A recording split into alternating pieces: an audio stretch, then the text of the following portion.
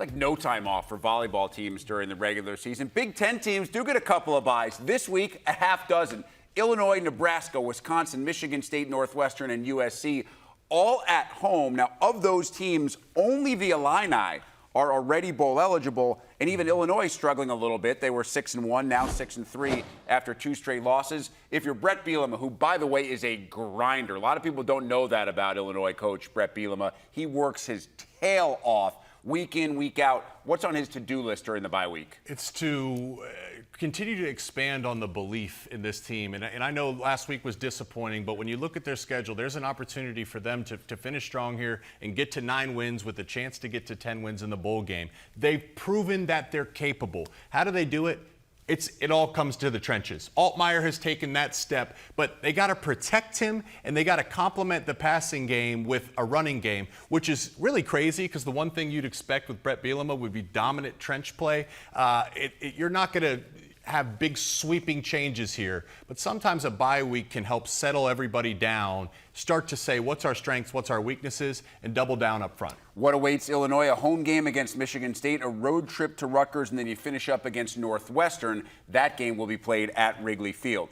Let's go to Nebraska, because there are some questions being asked, and right now there's no answers. From 5-1 to 5-4 after 3 straight losses, Matt Rule and this team absolutely have to find something, because this is a squad that you can make an argument more than any other in this league needs to get to the postseason. So Matt Rule, and a lot of this is offense, and he goes out and gets Holgerson, brings him in, calls him another set of eyes. Right now I look at their offense, and it's really rigid. There's no flow. They're calling plays, but can they answer the why or what that play is going to do for them? And they got talent. We look at Raiola. They make no mistake about it. This guy is talented. But oftentimes I see him, rarely do I see him take his drop, one hitch, ball out. It's off schedule and moving around the pocket. They have to find a way to get him, settled into the game, get him opportunities. I believe they're more talented than the product they've put out offensively, and we know Tony White is capable, but that's why you go get a guy in Holgerson. This is going to be a tough road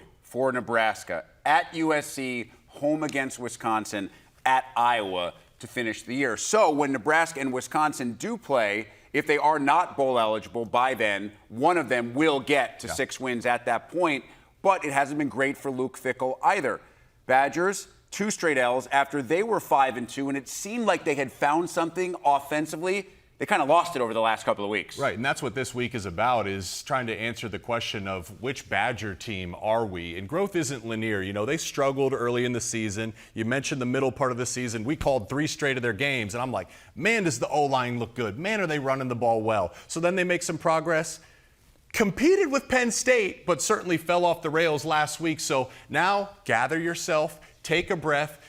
I'd put up a bunch of highlight tapes for the offense and say, guys, look, we're capable of this. They got the size up front. They got a deep running back room. That's going to be the foundation of their offense, and they got to find a way to get that back on track. You mentioned that Nebraska's schedule is pretty tough throughout the rest of November after the bye week. Same thing for Wisconsin. Yes, they have that Nebraska game, but the bookends around that against Oregon and against Minnesota. Now, the good news, those games are at home. The bad news, both those teams are smoking hot right now. Michigan State has the week off. Spartans started 3-0. Was exactly what Jonathan Smith wanted. Had a chance to win at BC. Dropped a touchdown pass, gave up a late score. They've now dropped 5 of 6.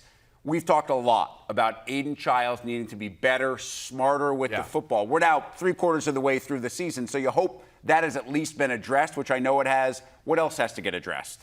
That's really it. That's the same big story. Sweep. Yes, and I think you might have to consider changing the messaging to your young quarterback, because whatever's being communicated clearly isn't sticking with him. And it's tough because there's no doubt that Childs is talented. That shows up all over film. But then there's these mistakes, and you have to kind of toe the line and play the game. You don't want to take away some of that talent, but maybe you do. Maybe you do limit some of the riskier throws or play calling just to get him in a place where he feels comfortable throwing the ball away and hitting the check down. Turnovers have been team killers. They're drive killers. For a team like Michigan State, we know this is going to get better in time with Jonathan Smith. They've put some good things on film. The first thing for them, though, is to stop beating themselves. They beat themselves time and time again this year. Good news, I will say, for Michigan State. They went through a gauntlet schedule-wise in the middle of the year while they were struggling and losing 5 out of 6. But now to finish up, you have Illinois, tough game on the road, finish against Purdue and Rutgers. Yeah. Two teams that, if you take care of business against those two teams, you win 6 games, you're going to a bowl in Jonathan Smith's first year. You consider what he inherited, not just roster-wise, but the situation. If they go to a bowl game, that's a massive success in year 1. Absolutely. And they're a team, they came off a bye playing Iowa. And we had the call right after playing Michigan State and talking to Jonathan Smith. They changed their messaging for their offensive line. That had been a struggle for them earlier in the year. And what they communicated to us is they said they got the offensive line together and said, you guys have to evaluate your process and your priorities. All of a sudden, they play an Iowa defense that we know is historically stout, and they run right at them for over 200 yards. They ran all over Michigan as well, right? So there's a lot of positive things. Again, can you eliminate the negatives, and all of a sudden the floor and the ceiling will be raised? Different story for Northwestern. The Wildcats have a really tough road if they're going to get to 6. Have to win 2 out of these final 3 after a bye. Against Ohio State, at Michigan, against Illinois, at Wrigley. David Braun has his work cut out. Absolutely, and it's a similar thing for Northwestern as some of the other teams in the conference where their limiting factor is their offensive line. Just for a few years, they haven't been able to run the ball. Northwestern's played good defense these past few years, but you have to complement that with an ability to slow the game down, control the clock, and run the football. You have to toe the line, too, where Jack Lausch is a great athlete and he's a great competitor, but you got to get the run game coming from other places as well. They're capable, Northwestern. I mean, the fact that they have a chance to get to that 6-win mark, it's not going to be easy, but it's going to be behind good defensive play to keep the game close and then an ability to run the ball to complement their offense. Pretty excited, by the way, to have that Ohio State-Northwestern game at Wrigley next Saturday for a noon Eastern 11 local kickoff. That's amazing. Right here on the Big Ten Network. It'll be awesome. You're calling the call. We'll be out at Wrigley pregame with tailgate to get everybody ready for Northwestern and Ohio State. Should be really exciting. All right, last team on bye this week that still needs to find itself to get to the postseason is arguably the most intriguing team in the Big Ten. USC starts the year with that huge win over LSU. They're 3-1 through 4 games. They've dropped 4 out of 5, and now a little bit of a bomb being dropped by Lincoln Riley this week saying quarterback change. Miller Moss going to the bench. Yeah, they are the most talented 4-5 team in college football. But what does that do for you? Like, right? That doesn't make you feel good. That you don't want to hear that. It's actually disappointing to say, why are we continuing to lose games? Okay, I get it. Quarterback change. That's surface level. To me, Miller Moss wasn't the problem. When I look at this team, they've put the weight of the world on Miller Moss's shoulders. Multiple games throwing the ball 50-plus times. That can't be the winning formula in the Big Ten. I was shocked when they played Washington, talking to Lincoln Riley, and he said, hey, we're going on the road. It's a tough environment. Washington had the #1 pass defense in the conference. He said, we got to run the ball. He spent the whole first half throwing the ball. He finally came around the second half and started running the ball, and the offense moved well.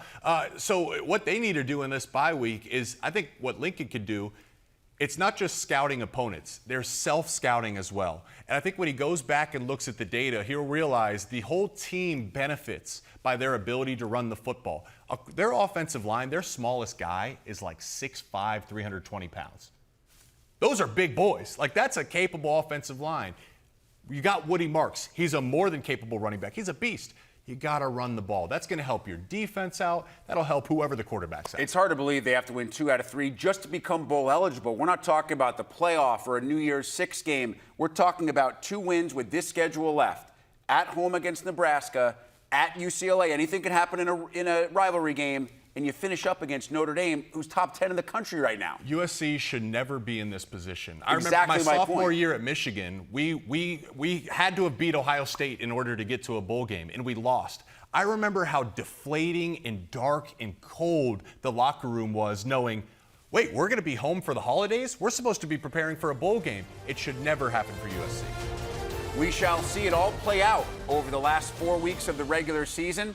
And that stretch begins this coming Saturday. For Jake Butt, I'm Rick Pizzo. As always, thanks for hanging out with us here on Big Ten Today.